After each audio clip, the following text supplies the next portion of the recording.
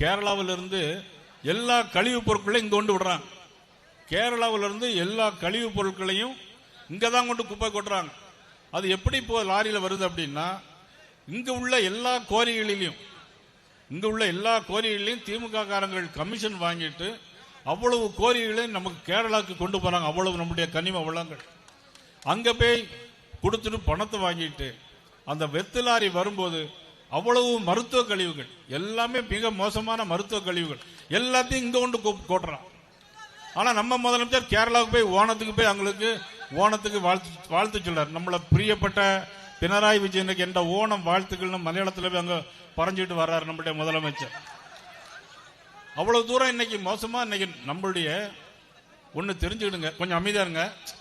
ஒன்னு தெரிஞ்சுடுங்க, ஒரு அடுத்த மாநில முதலமைச்சர் நம்ம நாட்டில் அவனுடைய கழிவை கொண்டு கெட்டுறான்னா நம்ம முதலமைச்சர் அதை தட்டி கேட்கணும்ல.